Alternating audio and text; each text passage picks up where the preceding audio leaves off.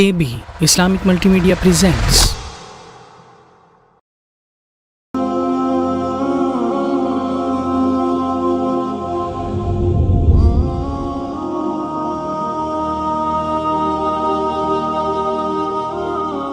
تاریخ اسلام کے چہرے پہ شہیدوں کا لہو اجالا بن کر عشق و عقل کے ایوانوں کو روشن کرتا رہا ہے۔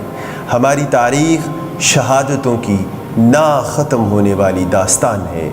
یہ بھی ایک حقیقت ہے کہ جب ایک شہید شہادت کے منصب پر فائز ہوتا ہے تو اس کی شہادت کے چرچے ہوتے ہیں۔ دنیا خراج عقیدت پیش کرتی ہے، لیکن دنیا میں ایک شہادت ایسی بھی ہے کہ جس کا واقعہ ابھی رونما نہ ہوا تھا، لیکن اس واقعہ کا ذکر عام ہو گیا۔ یہ واقعہ ذکر کرنے والی ذات کوئی عام ہستی نہیں، کوئی عام ذات نہیں، بلکہ نبیوں کے سردار، تاجدار کائنات، وجہ تخلیق کائنات، احمد مجتبیٰ محمد مصطفیٰ صلی اللہ علیہ وآلہ وسلم تھے۔ اور اس شہادت کا احوال سننے والے صحابہ کرام رضوان اللہ مجمعین تھے، اور اس شہادت کی خبر لانے والے فرشتوں کے سردار جبریل امین تھے۔ کس کی شہادت کے یہ تذکرے ہو رہے تھے، کس کی شہادت کی بات ہو رہی تھی؟ ناظرین و سامعین حاضرین، ان کی شہادت کا تذکرہ ہے جنہوں نے شہادت کا مرتبہ پا کر شہادت کی آبرو کو بلند کر دیا۔ وہ نبی کا نواسا جس نے اپنا سب کچھ لٹا کر سب کچھ بچا لیا، اس حسین ابن حیدر پہ لاکھوں سلام۔ کربلا میں وہ داستان رقم کی جو قیامت تک رہنمائی کرتی رہے گی، لیکن عزیزو یہ داستان رقم کرنا آسان نہ تھا۔ اس کے لیے کربلا کے ریگزار کا ورک ہوتا ہے۔ اللہ، حضرت عباس علمدار کے قلم شدہ بازو کا قلم ہوتا ہے۔ ہم شکل پیمبر علی اکبر کے سینے کی روشنائی ہوتی ہے۔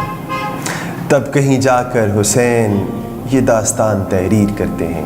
کربلا محض جز وقتی واقعہ نہیں، حق اور باطل کا فلسفہ ہے۔ کربلا ایک مقام کا نام نہیں، ظلم کے آگے ڈٹ جانے کا حوصلہ ہے۔ کربلا صبر کا درس دیتا ہے۔ کربلا ایثار کی مثال ہے۔ کربلا بے سر و سامانی میں ظالم اور جابر سامراج سے ٹکرا جانا ہے۔ کربلا ہر حال میں دین کا وفادار رہنا ہے۔ کربلا سوکھے گلے سے ظلم کی تلوار کا گلا گھونٹنا ہے۔ کربلا ہر حال میں اللہ کی رضا میں راضی رہنا ہے۔ ہم تاریخ انسانی پہ اگر ایک نظر ڈالیں تو یہ جہان بے ثبات حق و باطل کی کشمکش کا مظہر دکھائی دے گا۔ کہیں خلیل اللہ نمرود کے دربار میں کلمہ حق بلند کرتے نظر آئیں گے، اور کہیں کلیم اللہ اپنی بوریہ نشینی کے ساتھ فرعون سے نبرد آزما دکھائی دیں گے، اور ہر دور میں حق کے مقابلے پر باطل قوتیں سر اٹھاتی رہی ہیں۔ لیکن اہل حق دنیا کو باور کرواتے رہے ہیں کہ طاقت حق نہیں بلکہ حق خود ایک طاقت ہے۔ اہل حق زمین پر اللہ کے نمائندے ہوتے ہیں، اور باطل قوتیں شیطان کی آلہ کار ہوتی ہیں۔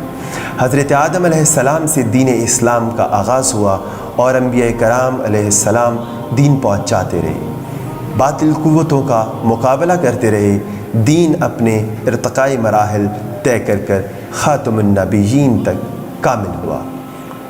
دوستو، بزرگوں، بھائیوں، یاد رکھو، اسلام مذہب نہیں ہے بلکہ اسلام دین ہے۔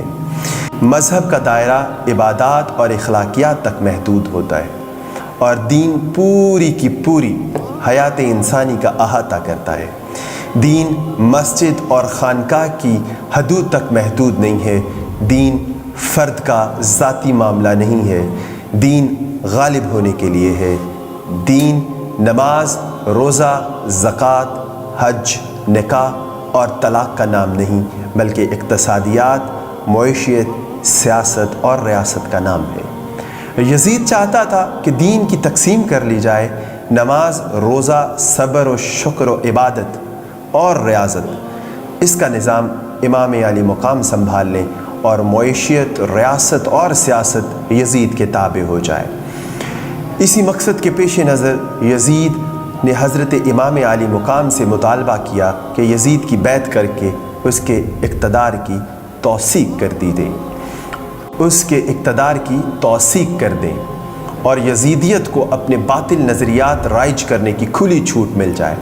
یزید کی سرکشی اور بغاوت کسی سے مخفی نہیں تھی، یہی وجہ تھی کہ صحابہ کرام جو اس وقت موجود تھے کسی نے بھی اس کی بیعت نہ کی، کیونکہ وہ جانتے تھے کہ دولت معبود نہیں تھی، اقتدار معبود نہیں ہے، دنیاوی آسائشیں معبود نہیں ہیں۔ اس لیے تو معین الدین چشتی اجمیری علیہ رحمہ نے فرمایا کہ حقا کے بنا لا الہ است حسین۔ زخموں سے چور چور ہو کر جب آپ زمین پر تشریف لائے اور سجدے میں سر رکھ کر بتایا کہ لا الہ الا اللہ کیا ہے، جیسے کہ کہہ رہے ہوں پروردگار 72 ساتھی بھی نہیں، علی اکبر بھی نہیں، اون و محمد بھی نہیں، قاسم و علی اصغر بھی نہیں، بس میں اور تو، بس میں اور تو۔ شمر نے سر پہ وار کیا، شمر کے چہرے کو دیکھ کر فرمایا صدق اللہ و رسولہ، کیونکہ میرے نبی پاک صلی اللہ علیہ وآلہ وسلم نے فرمایا تھا کہ میں ایک ابلق کتا دیکھ رہا ہوں جو میری اولاد کا خون چاٹ رہا ہے۔ شمر پر نظر پڑی تو اس کے چہرے پر ابلق کے نشان تھے۔ شمر نے سر پہ وار کیا، جسم سے جدا ہوا سر اعلان کر رہا تھا کہ پروردگار میں بھی نہیں، بس تو ہی تو، بس تو ہی تو، بس تو ہی تو۔ یہی تو فرماتے تھے کہ اگر میں نے ساری کائنات کو پا کر تجھے کھو دیا تو میں نے کیا پایا؟ کچھ بھی نہیں۔ اور اگر میں نے ساری کائنات کو کھو کر تجھے پا لیا تو کیا کھویا؟ کچھ بھی نہیں، کیونکہ میرا سب کچھ تو ہی تو ہے، تو ہی تو ہے، تو ہی تو ہے۔ یزید نے جو سر جھکانا چاہا وہ جھکا ضرور، لیکن صرف اور صرف اللہ کے حضور۔ یہ حسین کی جیت تھی، یہی حق کی جیت تھی، یہی سچ کی جیت تھی۔ فتح اور شکست کا معیار یہ نہیں ہوتا کہ کون مرا اور کس نے مارا، معیار یہ ہوتا ہے کہ جو دو قوتیں مد مقابل آتی ہیں تو جو مقصد پالے وہ فاتح ہے۔ اسی کو اقبال نے کہا کہ شہادت مطلوب و مقصود و مومن، نہ مال و غنیمت نہ کشور کشائی۔ یزید قتل کر کے بھی مقصد نہ پا سکا، حسین قتل ہو کے بھی مقصود ہوئے۔ تاریخ گواہ ہے کہ کربلا کے بعد حضرت زینب اور حضرت زین العابدین نے یزید کے ایوانوں میں خطبات سے زلزلے برپا کر دیے اور کربلا کی قربانیوں کو ساری دنیا کے سامنے پیش کر کے باطل کے چہروں سے نقاب اتار دیے۔ کربلا ہر دور کے مظلوم کا سہارا ہے، باطل سامراج سے ٹکرا جانے کا حوصلہ ہے۔